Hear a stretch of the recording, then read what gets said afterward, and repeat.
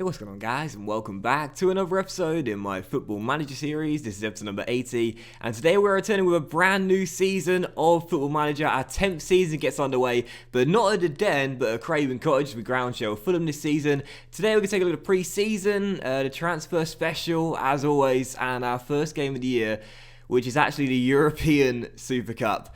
Don't know what this intro is about. Let's get to the transfer special. Now, some of you might be wondering why there was no in-depth special look at the save yesterday afternoon.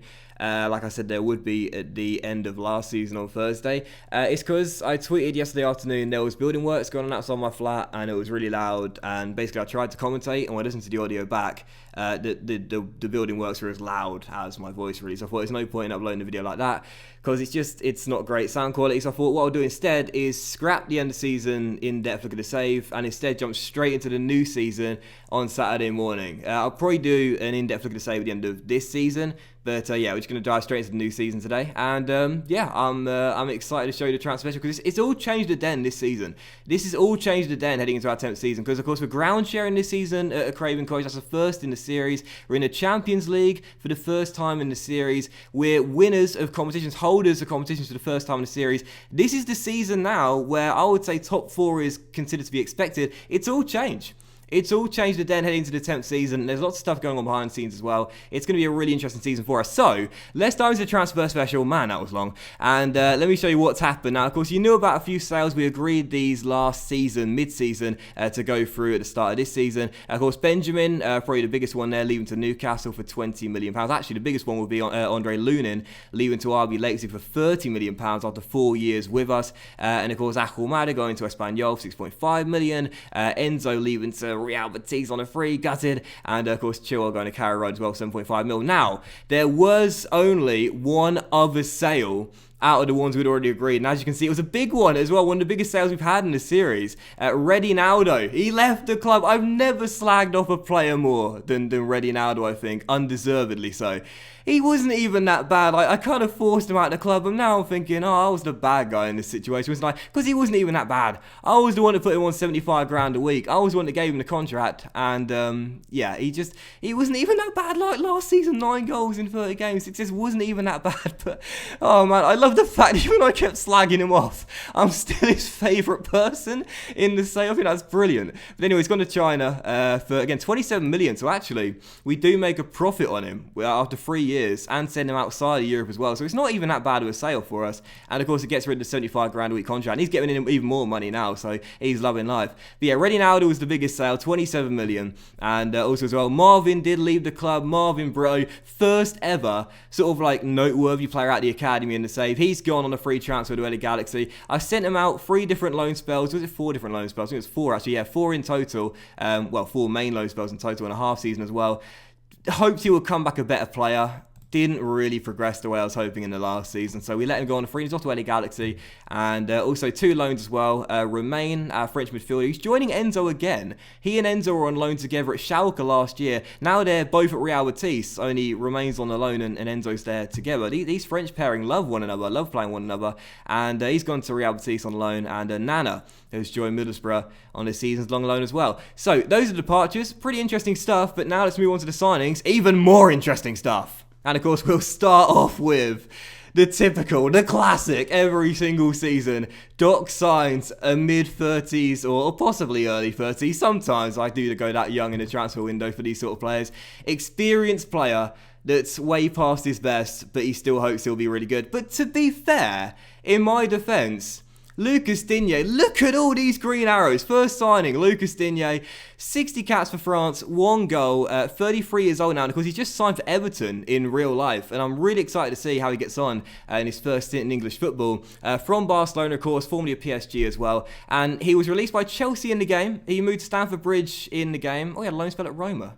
Wow, Well, I should have known that. Well, anyway, I didn't actually know that. Wow, I should have known that. Anyway, it was at Chelsea in the game, £55 million. He moved there, several good seasons. Didn't actually play much, though, in the past 3 seasons at all. In fact, it was just 1 game in the past 3 seasons. So the fact he's actually still pretty decent with 18 determination, fair play to the guy, barely playing, but keeping himself in good condition. I gotta love that. So he's in, backup left back, and again with Chilwell gone, we need the new one. And yeah, you can't get much better than this as a freebie. So Tinea in, and a good signing, I think there. Next up, young centre-back. We've had a job a lot of these in recent years, haven't we? You think about like Yannick Vergers, Mauricio, was it Martinez was one I can remember as well. We've had a few of these, like young centre-backs we signed. We've got Koza, we've got Perez, young centre-backs we signed. And they don't actually feature that much for the first team, but I've signed another one anyway. Maximiliano Cordoba's in. We picked him up, very cheap deal from, River Plate. Had one loan spell at Real Sociedad last season and played 30 games in La Liga. 2-man matches, averaging plus 7.0, plus a 7 rating, and did all right. So for 8.5 million, I mean, it's a relatively low risk signing. 11 grand a week, we can afford that. 20 years old, doesn't need to be registered, and physically, he's got some good stats. He's very, very good. 6'2", can jump, could be an aerial threat from corners of 15, heading as well. Marking 30, we need to improve, but tackling 17, passing 11, not too bad, and mentally not bad either in some key areas such as aggression and bravery as well, and obviously positioning a key one too. So yeah, Cordoba in, and we'll see how he gets on. Oh man, 3 signings next. Which one do I go with? They're all amazing. There's another good young talent, and there's 2 more experienced players. 2 more. I think we'll go with one of the more experienced players first though. But which one do I go with? The freebie, which is the bigger name, or the 22.5 million goalkeeper? I think it's going to be the goalkeeper. Welcome, Geronimo Rulli. Rulli is the next signing I'll show you then. 3 experienced signings coming in, and Rulli is one of them. I've signed more experienced players than kids for the first time in quite a few years now. But anyway, Rulli's in, and it's a great signing, isn't it? I mean, now when you look at this, 22.5 million spent on a guy, that's not that much in today's market. The only problem is he's 34 years old. I didn't really take that into consideration when I was going through the transfer, and especially when I put him 140 grand a week for 3 years. This was one of those signings you make at 3 in the morning and you don't think of all the details. You just look at the stats. So he's 34, but to be fair, goalkeepers, many can decline and fall out of their peak quite significantly in their mid-30s, but many as well can still carry on and still perform at an elite level. It could be fun, for example. And yeah, so anyway, Rulli's in, and he's got some really good stats, like some really, really good stats. Goalkeeping stats here are just amazing. He's fantastic. One-on-ones 19, 16 reflexes, 16 for kicking, so distribution 15 throwing as well is not bad at all. He commands his area really well too, handling 15 as well. Great goalkeeping stats here. Mentally, he's not bad either. 16 anticipation, 15 composure, 15 for bravery as well, 15 positioning, always crucial in the goalkeeper as well. He's got the stats, he's still got the stats, and physically he's not very quick, not good balance, but I think as a goalkeeper he's still leading. He's better than Lunin. He costs less than Lunin. He's on a lot more money than Lunin, but I'm very happy with the signing. I think it's a brilliant signing. With Lunin going, we wanted a new backup goalie, perhaps a Vekovic, but instead we signed a new number 1, and I really, really like him. It's a great signing, I think. A great signing. So, penultimate signing, which one am I showing you? The experienced player that, it's a big name, or do we go with just one of the perhaps craziest characters we could have in the save from here on out, and the second most expensive signing of the series as well? Which one do I go with? It's such a difficult choice. Do you know what? Let's do it. The experienced player, the third of the 5 experienced players we signed. No, the third of the 3 experienced players we signed, but third of 5 signings overall. Oh, this is brilliant. Welcome, Mohamed Salah. Salah is here at CRAVEN Cottage for this, our 10th season. And he's not quite as quick as he is in real life. That's the truth. But technically, this guy has still got it. And I am so happy with this deal. Because, of course, last season, how good was Salah for Liverpool at Anfield last year? It was unbelievable. What a brilliant first season back in the Premier League after leaving Chelsea. But in the game, he didn't show that much sign of decrease in ability. Obviously, he didn't have quite the same season he had as in real life in terms of scoring goals. But he was still consistently really good throughout the series. So we picked him up, 72 grand. It's a 1-year deal. If he plays 15 league games, he'll get an extra an extra season next year as well. And it's great to have an inside forward as well, because we don't really have a deadly inside forward. We have Menji on the left, and sometimes Black plays on the right, but there's not really a deadly inside forward here. And that can be just such a joy to watching wingers cut in from the flanks and go for goal. And that's what Salah can definitely do on a regular basis. So you may be 34 now, Salah, But what a signing. Mentally, still very good. Technically, absolutely fantastic. And yeah, really, really pleased with the signing. What a great bargain. So moving on to the fifth and final signing of the window then. And this was actually a really difficult order to do the final three in, the top three in, if you will, because all three of the top three signings, the last three signings I'll show you, they could have been like the headline signing of the window, because they're all so interesting for different reasons. But this guy could be very interesting indeed. And a second most expensive signing of the series, let me introduce Dale Wacky Kibaki. So Dale Kibaki, our fifth and final signing of the window, I'll show you. The headline signing, he's Ready Naldo's replacement. And he's coming from Liverpool for £43 million. And I really like the look of this guy as well. Now, as you can see, last year Liverpool, 10 goals in 26 games in the Premier League. He was their first choice striker. He was with England in their World Cup campaign as well. More in the World Cup 2026 in a minute. But he scored 84 league goals in 226 games. That's not bad. And for a 24-year-old, turns 25 in October, he's been a goal scorer in every single season. He's had games. The worst season he's had is 6 in 20, 2 years ago for Liverpool. But last year, 10 in 26 and 5 assists as well. He's been, really reliable for the most part. And that's what we like. Our squad strikers to be reliable goal scorers and step in when they're required. 5 goals in 8 games for England as well. And I wanted some more homegrown players too. Because if you watch my saves over the years, you'd know that I tend to sign, or I try and sign, homegrown players that were trained in the nation and trained at the club as well.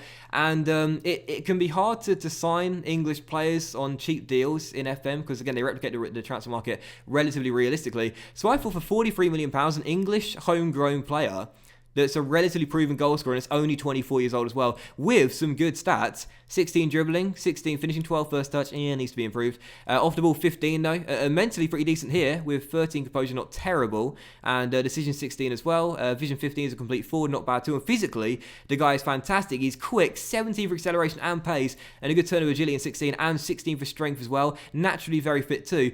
This is a really good signing. So he's ready now as replacement. It's 75 grand a week. And yeah, I think he'll be a really good player. And I called him Wacky just because we don't have enough nicknames in the series either. I just thought he could be a crazy little character, 15 aggression. And because he just looks like so similar to Benker. He looks quite similar, but like not as good. You know what I mean?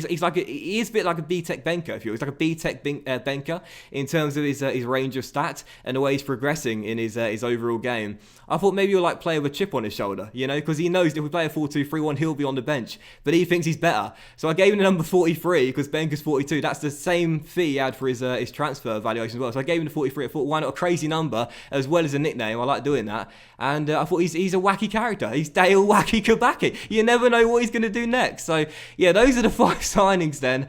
And because right now we've only got the Dream and John Reliable Black. I like having a few more nicknames, so we need another one. So Wacky Kibaki is in, and he's a crazy character. But those are the 5 signings then. And yeah, we spent £74 million in the window, and of course 2 players coming in on free transfers as well in Tinea and Salah. Very good deals, and I'm really happy with the business we did because we raised £92 million as well for the window.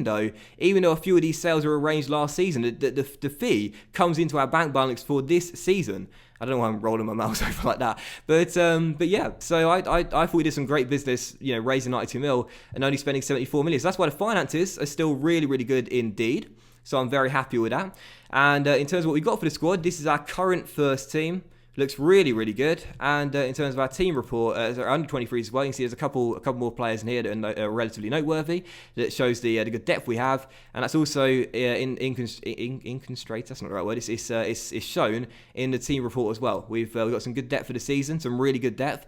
There's some good young talent. There's some experienced players as well. It's a really nice mix, this squad, heading into our 10th season. That's what we're going to need. It's the Champions League, our first year in the Champions League. We're going to need some experienced players that have done it in that competition before, and some good young talent as well. We've got a blend of that, and I like what we got here. Now, in terms of a bit more behind-the-scenes stuff at Millwall, stuff that I really want to show you in the end of the season special, one thing I will show you here is the contracts we currently have right now and who is expiring this year. Right now, only one player we have to worry about, and that's Matt O'Reilly, who we'll definitely give a contract to within the next 6 months. He expires at the end of the season. Of course, we love O'Reilly, so he'll be staying. But there were 3 players that were out of contract for the next in the end of this season, and we agreed 3 deals to them. There were new long-term deals, 5-year deals, and there were big deals as well for 3 key players. Of course, the biggest one, Clinton Webster, he's now on 150 £1,000 a week. So he's our highest earner at the team, and he deserves to be. He deserves to be. It's Clinton Webster. He's our boy, man. He came out of the academy. Webster, the best player I've ever had out of the academy. It's so hard to have to say it and admit it, because I've had so many good ones in personal saves, and Sam Redden in the Swansea save, but this guy, unbelievable, absolutely incredible. He deserves 150 grand a week. He deserves it. So an extra 100 grand a week in his contract, and he's going nowhere. Webster is going to be here for his entire career. We absolutely love Clinton at Webster. And of course the other two as well, you can see Petkovic, the Croatian goalkeeper, who I thought was going to be our starting goalkeeper this year, signed a new 5-year deal, 38 grand a week, so really pleased with that. So that's relatively low wages there for what was going to be our number one for this season. And also his Croatian bro, who has progressed so quickly in his career. And I am realising, just right now, that I forgot to do the squad run through to end the season off as well. Sorry about that. I was going to do it in the end of special. Sorry about that. But anyway, Ferencek, when you look at his progression, unbelievable. Physically, he's just an absolute boss. Mentally, he's really good as well. And technically, 18 heading already at 19. Marking 15 as well, and tackling 40, not bad. 100 grand a week, he deserves it, even at 19 years old. 100 grand a week at 19 years old. Biggest contract I've given someone that age ever in FM history. But he deserves it. He's an absolute boss, and the future of our backline, of course, alongside Carl Allsop as well. So that's the contract situation. The three players have got their the big deals there. Now as for the staff, there's been a couple of interesting changes. Obviously, for those that are fans of the Lions, you will be pleased. I've got them back. They had to come back at some point, and all these in the under-23s. First in the under-23s, Jimmy Abdu, he's back at the club, had to come back at some point. We let him go at AFC Flied and get his credentials up, prove himself as a coach, and Jimmy always proves himself. So he's back. Jimmy Abdu is back as an under-23s coach. You've got to love that. And it's the right thing to do. Abdu had to come back, and we will send him on a coaching course, actually. We will get his Continental Pro, please. Oh, what? The team's schedule is too hectic. He's part of the under-23s. Come on. And as well, Neil Harris, you might have spotted it. You followed me on Twitter, you would have known it yesterday. Neil Harris is back at the club as a coach. He went to Northampton, 6 Fields, then he went to Grimsby for 3 years. Past 3 years has done nothing, and I've tried to sign him to the club, either as an assistant or as a coach. I was to replace Phil Neville or being a coach. Every time I've asked him, he's always said the same thing. There's not a role at Mill that interests me, because he wants to be a manager. But now he thought, do you know what? I'll work my way back up the system again. That's what he did with us before becoming caretaker and then taking over permanently, after Holloway left and then taking over permanently. Harris deserves to be back. So he's back. And he's actually got some really good coaching stats as well. So I'm really pleased with that. So Harris is back as well. That is awesome. So that's what's been going on with the coaching stuff. I love the FM world, man. It's so awesome. And right now, I suppose our dynamics, our social groups, you want to see what's going on there. And now split into 4 little groups there. So we need to get back into the core if we will. That's the current hierarchy. The leads at the club. No change in the captain's armband. Although already Rulli is regarded as our 4th most influential player. And what else can I show you before we move on to the first game? Oh, World Cup. So totally forgot to mention, but there is now a World Cup winner in our squad as well, because the Netherlands beat Spain on a penalty shootout in the World Cup final after it finished 1-1. And the guy that got the assist for Holland's last minute equalising goal to force extra time, where they won it on the shootout, Paolo Capango, World Cup winner, who's here for 1 year. He got his first cap for the Netherlands. He won 2 trophies with us. And then he's a World Cup winner, getting the assist for the equalising goal in the final as well. Join the den and dreams come true. He did miss a penalty in the shootout though, so it is worth noting it wasn't perfect, but it was a crazy shootout. It was 2-1. It finished 2-1 to the Netherlands in the shootout, and Paolo's one of the guys that missed. But Paolo, World Cup winner. I thought that was really awesome, man. I love it when your players go away on the international stage. You follow them throughout the World Cup and the Euros, and sometimes the Copa America as well. Paolo, what a year he's had. What an incredible year he has had. Unbelievable. There you go. Debut. The year he joined us. Incredible. So, right, that's the World Cup. England, for those wondering, they weren't in the final. They weren't in the third place playoff where Italy beat Portugal. They weren't in the semis. They weren't in the quarters. Unfortunately, England were knocked out in the second round, beaten by Italy by 2-0. I think that's pretty much all I want to show you. We've shown the staff, we've shown the squad. Preseason, probably a good idea. So preseason looks like this, as you can see, very successful indeed. We had a couple of games away and then a couple of games at home. I sort of thought, Champions League group, sort of like your group rivals to qualify, if you will, and then like a big boy as well. 2 away, 2 home to get the boys ready for the Champions League. Then our Den Cup, which we won, and then 2 friendlies Charities, where we thumped Leyton Orient, and Dorking Wanderers, combined total 16-0. So, diving into the first game, it is the Euro Super Cup. The Euro Super Cup to take on Chelsea, who won the Champions League last season. Oh, you know what I could do as well? I could show you the who did what in the Premier League. The Championship. The 3 teams went up: Wolves, Newcastle, and Crystal Palace as well. And this is the season. I don't show this enough. I rarely show this. It's the season preview. I should show this a lot more, so you can see who the key players are in the save and you know what the best team would be. Wow, we've got Rulli, Ferencek, Louise and Benker. That's so cool. And also the predictions for the title and where the media think will finish as well. Anyway, so that's the Premier League and the 3 teams right there: Wolves, Newcastle, and again Crystal Palace as well. Chelsea won the Champions League, so let's get into it. Europa Super Cup, let's do it. As we go in search of our first ever Euro Super Cup. After winning the Europa League last season, of course, Chelsea won the Champions League.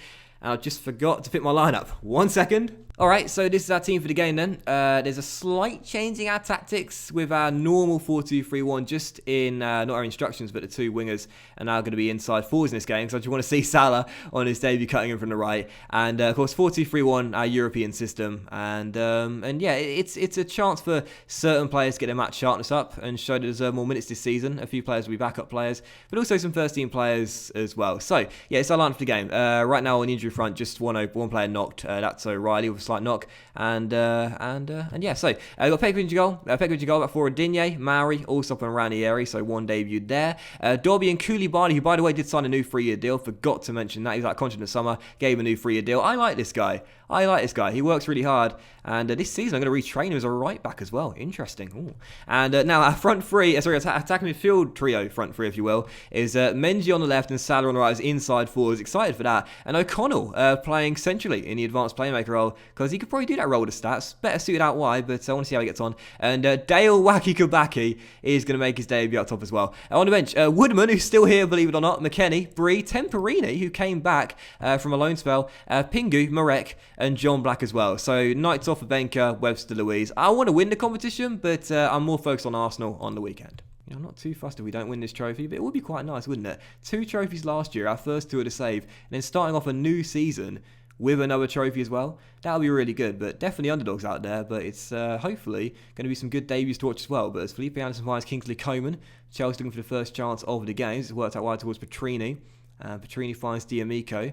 Nice, build up by the Blues. Puklin now receives it down the left-hand side. Cross to the middle. Felipe Anderson is there. Heads it over the bar. Still 0-0. So as we're ending the first half, still tied at 0-0.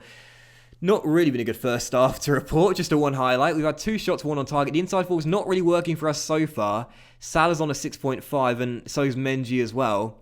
Wacky Kibaki's on a 6.4. It's not been an exciting start to the season so far. And hopefully it livens up in the second half. I'm just going to leave things as they are. And I'm just going to leave things as they are. So second half again, still 0-0. That was absolutely nothing. Like, seriously. The new season, I'm so excited for the first game. That took the life out of me, that first half. Nothing going on. Kibaki's on a 6.3. Bloody hell. Nothing is going on. Absolutely nothing. There's 13 minutes to go. And nothing is going on. Right. Well, this experiment clearly didn't work, so what we're going to do is we're going to go ahead and take off. Right, I'll tell you what we'll do. I really want the inside forward experience to work, but it just hasn't. So what we'll do is we'll change that round then. In fact, we can't. Well, I'll tell you what we'd have to do. We'd have to just have them on their correct size, but playing as wingers, and they'd much rather play as inside forwards, but tough. And we'll take off O'Connell. And we'll bring on... Should we go 4-2-4? Let's go 4-2-4, why not? And we'll take off O'Connell and we'll... it's got to be John Black. Got to be John Black. We'll have Wacky playing as a complete forward as well. And, Kibaki and Black up top together. Wacky and Reliable. What a duo. Right, let's see what happens. Change this to around 2. Well, there we go. Highlight right on cue. Black's free kick. And a penalty one, and Salah is going to take it. Let Salah take it. Salah's going to take the penalty. I was going to let Black take it, but Salah's going to take the penalty. Mohamed Salah, on his debut, against one of his former teams, puts in front. What a rubbish game. And Salah, who I signed as an inside forward, I was excited to watch him cut in from the right, has scored from a dead ball situation from 12 yards. Brilliant. Salah with a goal on his debut, 1-0 Millwall. They all count, and we're in front. Well, I think that is going to do it. Chelsea just had one shot, which was wayward from Moise Keane. And I think that's going to do it. So we'll just quickly sub on the captain so we can lift the trophy. And in fact, he's not going to get the time to. I think that's probably going to do it. Pekovic clears the ball long. And it's going to be all over. So, wow, that has got to be one of the most uneventful finals of all time. But we did get to see a player scoring his debut in Mohamed Salah, and he wins us the game from the spot in an atrocious game. I'm playing the season opener against Arsenal. It's going to be a long video, but you know what? You deserve it. We're playing the Arsenal game. That was terrible. I'm really pleased. I'm really pleased, and I say enjoy your success, lads. Everyone's happy. It's another trophy in the cabinet. 3 straight. Well, not 3 straight, technically, because you didn't win the Premier League. But, or the FA Cup. But still, 3 trophies. We've done it. Well, that was brilliant. I don't even know what to say about that. It was just a bizarre game, wasn't it? There was nothing going on. There was absolutely nothing going on. And somehow we won a penalty. We scored it, and that was it. Right, let's play the Arsenal game. You did catch me there, slipping. You did catch me there. You did catch me there. Trying to see if I was in the favoured personnel. Nope, not yet. Not yet. Don't know what it's going to take, but not yet. And also there's a transfer deadline today. So we'll do our final registration right now. 25 spots. I don't think anyone's missing out as well. I don't think anyone's missing out this season, so that's great too. And yeah, I'm not going to make any signings or anything, or at least I certainly don't expect to. But as you can see, there is still 71 million in the budget. And 101 grand in the wage budget. Well, we could make a signing if we want to, but our finances are really healthy as well. Like we could, but I don't know. Do we make a signing? Because if I make a signing right now, it's sort of arbitrary, isn't it? I'm just doing it because it's deadline day. Ooh, Mbappe gone to Manchester United, 84 million pounds. Wow, is that it? He's only 27. So he's still got a long way to go. 400 grand a week. Imagine that in 10 years. Wait, is that good? Yeah, I'll take that. Right, yeah. So, wow. Really? Is that all? Yeah. Wow. Okay. Let's go straight for it. So here we go then. Second and final game of today's episode. First game of the new Premier League season. Our 10th domestic season of the series. And it's Arsenal away at the Emirates Stadium as well. So this should be quite fun because obviously last season, they pipped us to 4th place. We had to settle for 5th place. It's going to be a really, really big game between 2 sides going for a top 4 place. And also, we haven't beaten them once in the series before. Let's make sure today is the day. Let's start off with the dream starts of the new campaign. So 4-2-4 for the game. We scored with in a minute of switching to it against Chelsea. So 4-2-4 for the game. And yeah, let's go with it. And this will probably be our best first choice 4-2-4 lineup this season. So we've got Rudy in goal, making his debut, back for retirement. Allsop, Ferencvac and Ranieri, McKennie and Paolo, the CMs. Luiz and Webster, the classic wingers, because the inside forwards just doesn't work for us. Not top together. Benker and Marek, great duo. Marek's match sharpness, though, is absolutely horrendous. So 77%, not great. On the bench, Pekovic, Maori, Pingu, Dobby, Salah, John Reliable Black, and Dale Wacky Kibaki as well. He's going to go on the bench, told you, chip on the shoulder, bang the game winner. So, Arsenal, first game of the season. Let's get another win. Let's start off with a dream start. Come on. So first highlight, coming to the Lions, Paolo with the corner, headed away by Jimenez, Bellerin first to the loose ball, and away go the Gunners on the counter-attack. Hector Bellerin down left-hand side, oh what a run, he's evaded Benker, and he keeps on going, now finds Cristante, into Thomas, into Panda, back to Cristante, Gunners looking for an opening, Berardi has his pass deflected, cross comes in anyway, there's Rory Robinson with the goal, and the Gunners go in front. A new gen / regen Irish striker, pretty decent, I'd love him at our team. Makes it 1-0 2 minutes in. Can't beat these guys. Nice cross, decent finish, 1-0. Terrible, terrible, terrible start. We just cannot beat these guys. Cannot beat these guys. Only domestic big club we haven't beaten in the series so far. Just haven't got an answer for them. Anyway, 1-0 down. And we've got a really poor record on opening day as well. I know we beat Chelsea last season, but we've lost more than we've won. And as things stand, it's set to continue. Great ball out wide towards Bellerin, who crosses. And Berardi should have made it 2-0. All over the place. We are not great on opening days. We've got to pick it up. Come on. Here's Cole Allsop on the ball from a failed corner, crossing it in like a winger, headed away, and Clinton tracks it down. And as Webster keeps holding and finds McKennie, we'll look for an opening here inside. Benker takes it down. comes through, crosses Marek Kuchar, the club captain, forget the match sharpness, makes it 1-1, and the skipper puts us back on level terms. Benka, our top scorer last year, turning provider for our first goal in the new campaign, and the skipper puts us back on level terms. McKennie to Louise, great knockdown from Benka there, take it around his man, and Marek peels off, tucks it over 4 yards, was going to miss, 1-1, well done. And now again, a chance for Arsenal on the counter. Robinson to Panda, and away goes the former Benfica striker. Easy save for Rulli, and it's still 1-1. This has been such a better game. It's 30 minutes in, and it's already been an infinitely better game than the one against Chelsea. But we did win that game, but instead we're still tied here. Might be down again as Robinson comes inside, crosses Berardi, and we are down again. As Domenico Berardi makes it 2-1 against Chelsea, watertight. Didn't give him a highlight. This game, 2 goals down, 31 minutes, 2 goals conceded, 31 minutes in. And we're behind again. Robinson tearing us apart. A goal and now an assist. Panda plays through the Irish striker. Little cut back towards the far post. Berardi's there. Says cheers for that on Rory. And Arsenal lead again. Nice incisive move from the Gunners there. Back in front. And at the moment, we're really struggling to keep them at bay. But we're also looking quite good when we go forward ourselves. Webster long ball to Benka. Coming through. Can he finish from a tight angle? Would he cross it? He does. It's Webster. Oh, it's the game of the cutbacks. 3rd in a row. Clinton Webster makes it 2-2. Benka now. He said, I'm done with scoring goals now. I'm retired from scoring goals. I was doing it throughout the past 2 seasons. Now what a new challenge to show just how good I am. He's now going to be a king of assists as well. Benka sent forward. Lovely long ball over the top. Webster, great run towards the far post. Gets on the end of it. And makes it 2-2. What a great first half. Man, am I glad I did this game as well. Chelsea game, rubbish. This one blinding, but game not even half time. Yes, Rory Robinson, what a first half he's having. Hits the crossbar, and right now he and Benka are having a duel right now to see who's going to be the more spectacular out there today. It's a great game for individual performances, but just before the break, another chance. And it looks like it'll come to Arsenal in a fantastic first half, in a good season opener. I'm so glad we played this game and didn't end after that Chelsea drab affair. But still tied at 2-2. Can one team take the lead heading into the dressing room? Piet back towards Jimenez. And he'll work it through towards Thomas inside the centre circle. Ball out wide towards Bellerin. He's getting involved today. Now Robinson, he's getting even more involved. And Berardi hits the woodwork. Second time Arsenal to hit the woodwork just for the break. Still 2-2. Fantastic first half though. Could go either way right now. But Arsenal looking a much better team. It's just that when we come forward, we're clinical. 2 shots, 2 on target, 2 goals. And hard to stop ourselves. But it's 2-2. Great first half. Second half begins, and whilst you still think it could go either way due to our clinical finishing in this game, Arsenal have been a better team. You expect them to retake the lead, and they've been desperately unlucky not to. That's the 3rd time they've hit the woodwork. Robinson, for the 2nd time, he's having an absolute blinding game at the Emirates. Still 2-2. Surely at some point they're going to get back in front. They've played better football, and they just can't finish at the moment. Strange to say that because the build-up play has been brilliant. Surely they're going to get another goal. They deserve to be. Robinson down the right, gets around his man. There's Panda, and there is the goal.